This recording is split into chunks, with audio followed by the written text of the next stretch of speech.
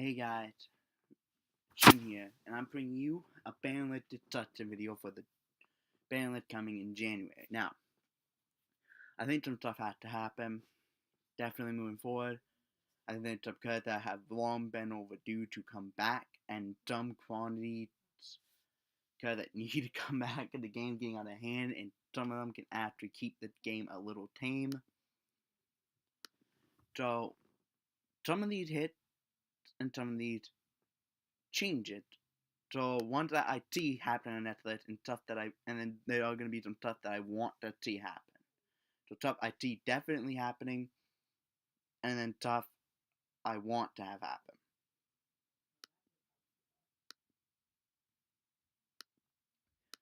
Let's start off with the unbanned section. We're gonna start off with Chaos Emperor Dragon Envoy of the End. We have the errata here in the TCG, so why is it not unbanned yet? No clue. Alright. Temple that should be unbanned. It's garbage now. Really it. Net unban. Wait. Something's out of order here. Actually, no. Unban and put to 1. I'll tell you 1 for now. I don't know. And that's it. For the unban to 1. Now, unban to 2. Matt T. I think this card, bare minimum, should get unbanned to 2. Obviously, 3 would be most optimal to allow for, if your opponent had Matt T, you have Matt T, kind of thing. But at the same time, if it gets unbanned and put to 1, then we have a luck that could.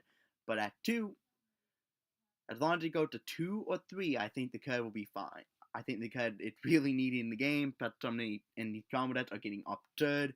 Because for a lot of these combo decks, they're going to hand loop you, assist you, excellent you, just make it so you can't play the game. But here's the thing, for a lot of these decks, such as a hand loop or something like that, if they run into Matt T, they're just going to go, okay, nope, I'm not doing my play, because guess what? In order for me to amount my board, I have to put something like 20 to 30 times. I'm going to give you like a 20 to 30 card hand. You are guaranteed to be able to out whatever the fuck I make. Or if I'm trying to gun blow your hand, I'm not going to be able to gun blow you, because just to get my gun blow out and get it going, I'm going to give you like 7 draws. So you just got 7 freaking draws. I'm not going to be able to loop that hand. You're going to still have at least 5 cards going on to your turn, and then a touch because you're going to draw for turn, so now you have touch. I think Matt T to make the combo that's, okay, well, I got to slow the fuck down and wait a turn. It's pretty much like a end your turn kind of thing.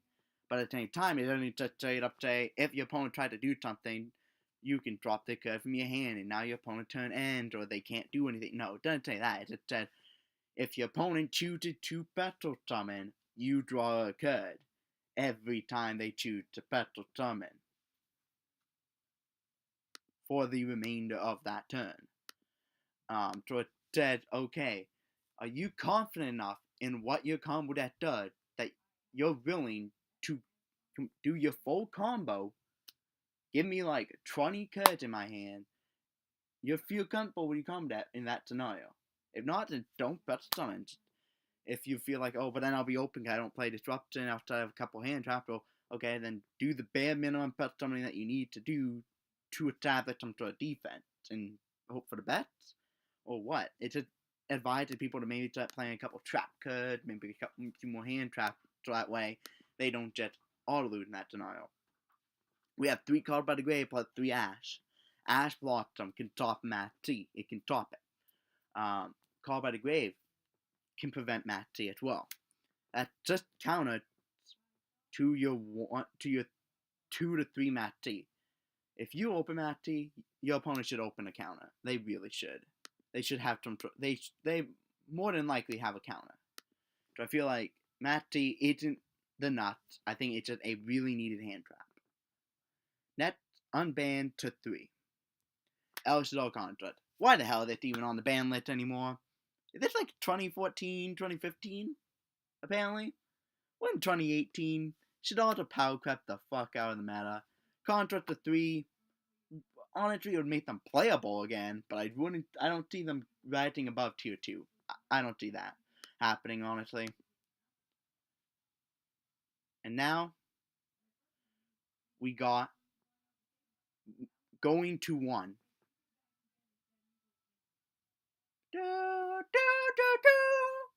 I hit the Thunder Dragon. Gold Turk. This card should never have gone higher than 1.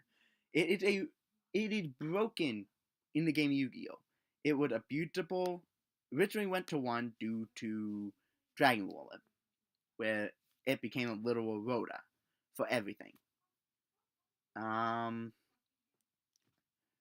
It would also be in Ritual Beat because it would essentially a Rhoda.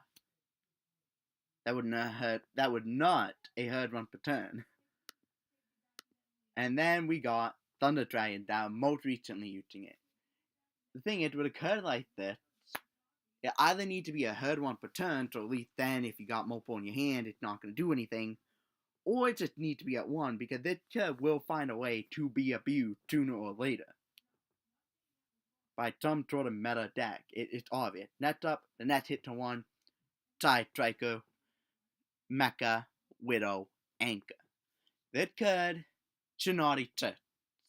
I didn't say ban it because it is the primary source of defense that Side Striker had, but they can recur this card. They can recur through Kaguri. They like 3 times through Kaguri. They can recur it once through Multi-World. So that's 4 recursions. So 5 Widow Anchor in a game just with 1 Widow Anchor. But with 3 Widow Anchor, you see where I'm going with it, because Multi-World, if I recall right, can actually grab multiple Widow Anchor at a time. So, you see where I'm going with it. This card at multiple is just not good, because, let's read it. If you control no monsters in your main monster zone, target an effect monster on the field.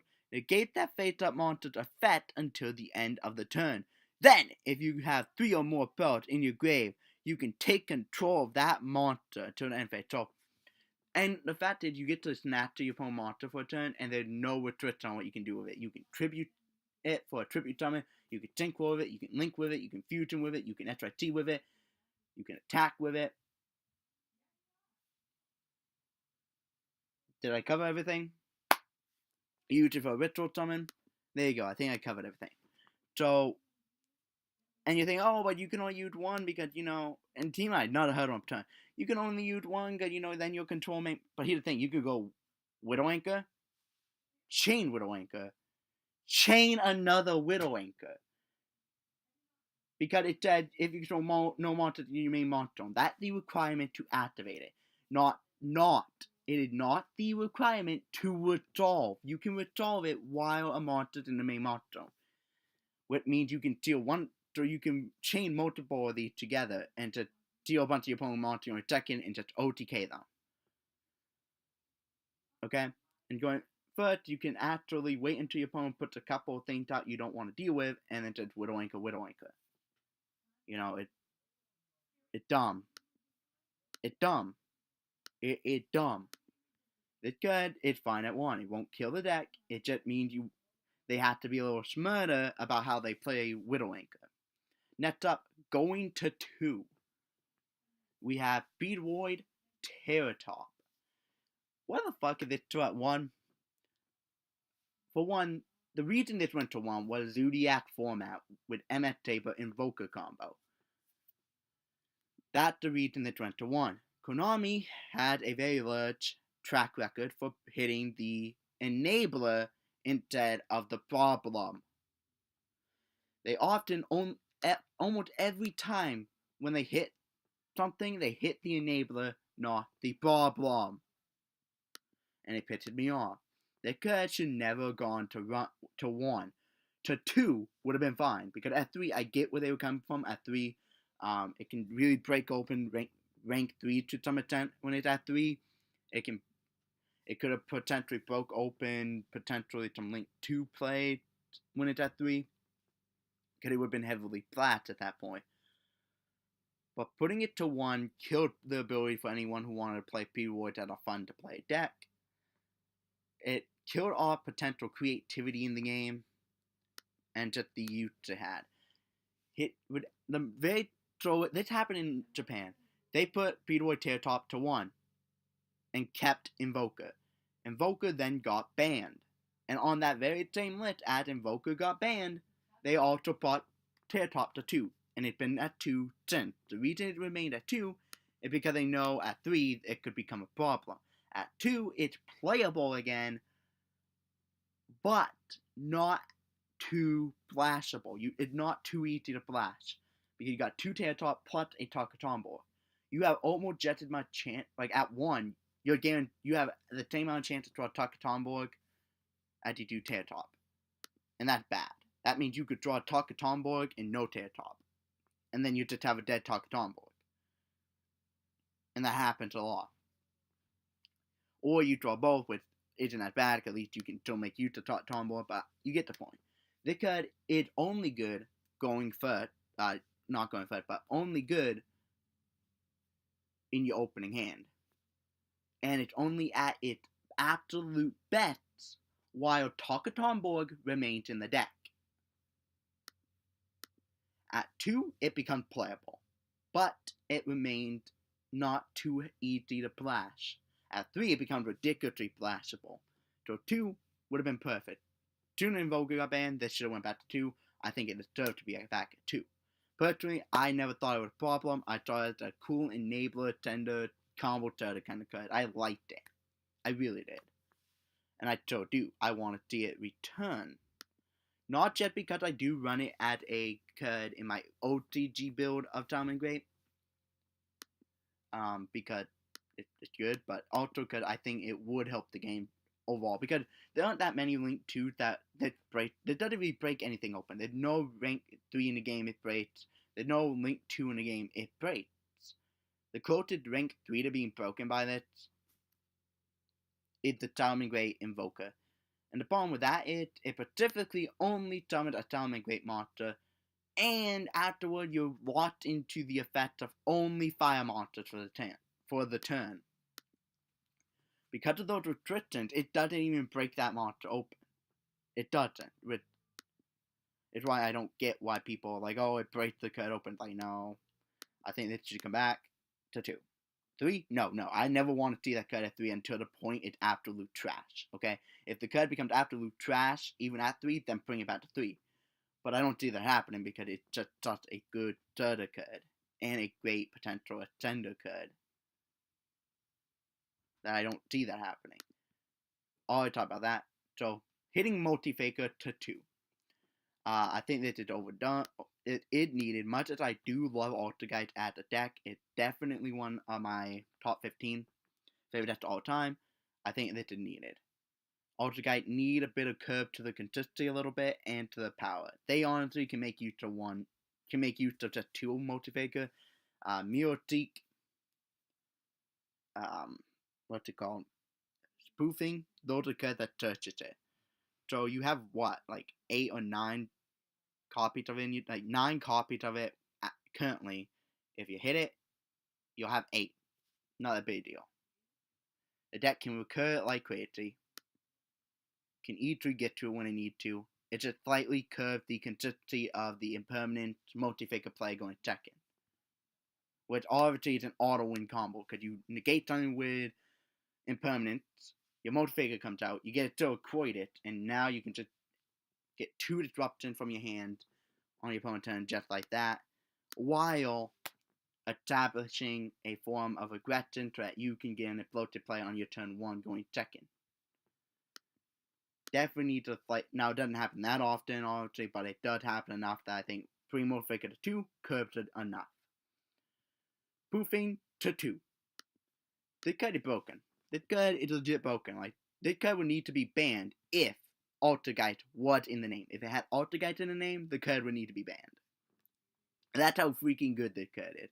The fact that you cannot currently search this card is the only reason it's not banned. The fact you have to hurt draw is the only thing saving it. I think in OTG they put it to 1 on the most recent lists. Either that or they hit it to 2. Okay? That card shuffle an alternate card from hand or face up from your field into the deck, and add an alternate monster from deck to hand. This allows you to keep looping your Turquoise so that you can keep summoning Multifaker every turn, and then getting a Turquoise summoned off of it. It lets you recur your Concrete as well. It allows you to infinitely recur your resources. Lets you do turn loot with Manifestation, so that you can get Manifestation back in your deck, while still getting your monster that Manifestation was getting you. It's just not, I don't know, it's just too good. It really is. It's so good. Engage the 2. I think you see there's some hate here, but I didn't say like kill the deck because I like Striker. I do like the deck. I do not play it. I don't touch the deck. I don't go within a 6 foot with a. I don't go within a range. I don't touch it with even a 6 foot pole because I don't like playing the deck. But I like facing it because I think it's a relatively fair matchup. It does generate a lot of resources, but it doesn't do anything too broken with those resources. It's not like it's gonna hand loop you, Etzelink you, and then Rongo you with those resources. It's just gonna generate some resources and play a slow, grindy game with you. That's what I want to do. A slow, grindy game. Generate some resources, slow, grindy down. Generate some resources, and then grind with you some more. Oh, I'm running low on resources. Let's try and regenerate a few resources so I can keep my grind game going a little longer. That's what the deck primarily is doing. And I love that. I personally love that because I like a game where it's not based on turn 1. Like, oh, you went first? Oh, well, I guess I lost then. I don't like that. I hate that. I despise that. You guys know that about me. So I like Striker because it doesn't feel like you just lost because they started the game off. If you still feel like you can come back into it at any point in the game, which is really good in my opinion. And now some stuff I think should definitely be coming back again. To 3, Mana Storm 4th, Pantheism of Mana, and Aether, along with Upstart Goblin and Gateway. Now, again, we'll go over that. So Storm 4th, Pantheism, Aether as a whole. All 3 should be at 3. All 3 of those are literally Manas are at 100% full power in Japan.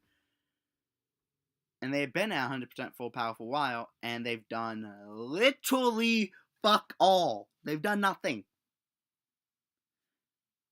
In the tournament are smaller and have a lot more rogue strategies.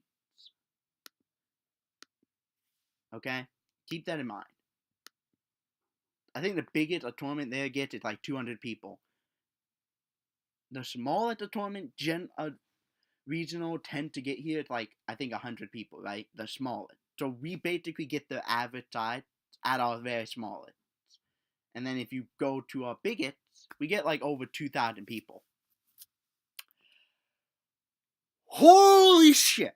Think about that. We get much larger events. So if a deck in a format where the tournaments are super tiny size, a handful of people, it can't even do anything there. What are the chances it's going to do anything here? Okay? Simple as that. I would love to see the deck full power. It's one of my top 15 favorite decks of all time, specifically in my top 5.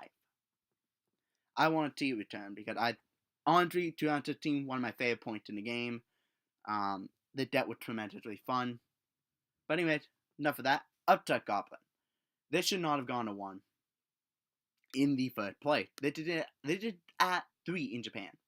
Okay, so follow on me. This went to 1 during 2016 because of the Monarch FTK.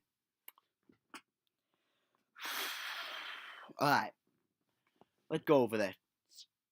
They put this to 1 as an attempt to kill Monarch FTK. Now, that would have been fine, but they also banned the very card that made Monarch FTK even possible. On the same ban list as Upstart going to 1, they banned Chicken Game. Chicken Game was part of a 2-card combination that allowed you to cut your life point super low, super quick, while drawing cards. You would activate a Chicken Game, pay 1,000 life points, draw a card. You would then activate Pseudo Paste over the chicken game to kill it off. You would then use Toodlepate's effect to banish chicken game. Now Toodlepate is chicken game. You can pay 1,000 life points to draw another card. You then played another chicken game. And it just went on like that forever, basically, until you ran out of chicken games.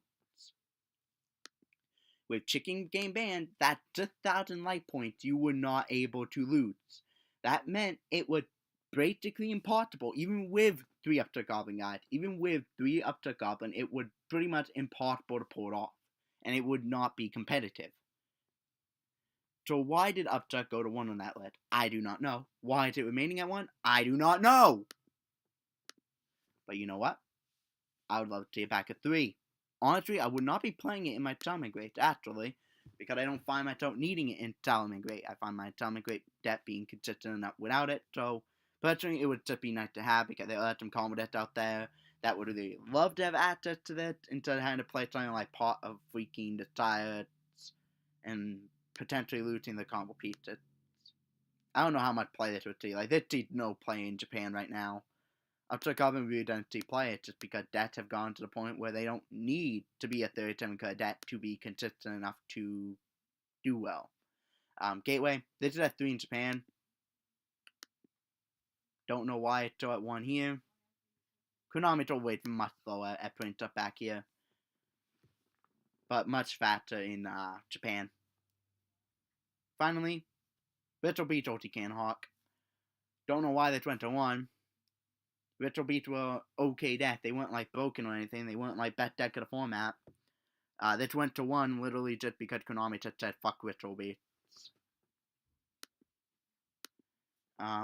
Virtual Beach are so power crept to the point that even with, like, you give them 3 of this, they have their own Link Monster that's really good, it won't matter. They already have a really good Link Monster. This go to 3, it's not gonna matter. This is at 3 in Japan, if I recall right. Yeah, look, it's at 3. 3. 3. 3. Wait, why is it had this site not, have they really not updated the OTG list on here? They haven't updated the OTG list on this site. Wow. I just realized that now. But how much is Emperor at? 3! But why can't Hot Shot 1 here? I don't know. Konami's just being really slow. Konami, look over my video. Something that had to happen. This needs to come back to 2 at the very least.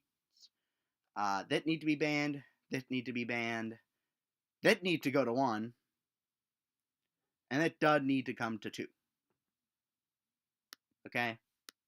Like, if you need things to take away here, let me show you what you can.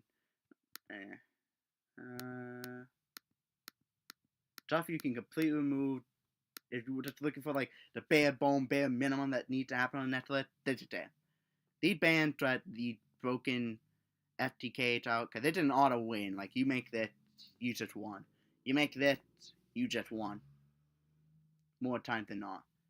This, if you open up Gold Truck in a Thunderdragon deck, you're able to make triple claw to turn 1 every time. Every time! If you open up either this or Batman Troller in a pure build of the deck, you are going to probably end up with 3 Colossus if that card goes through. So either this or your Batman. So, geez. 3 Colossus is just... Honestly, no deck beats 3 Colossus outside of maybe, like, raw fear moding them away. As for this can come back to 2. Like, there's no reason this should remain at 1. Matty, this should be unbanned and it should be at the very minimum of 2. Preferably 3. But if you don't want to put it to 3, put it to 2. You know, because this at 2 would be nice.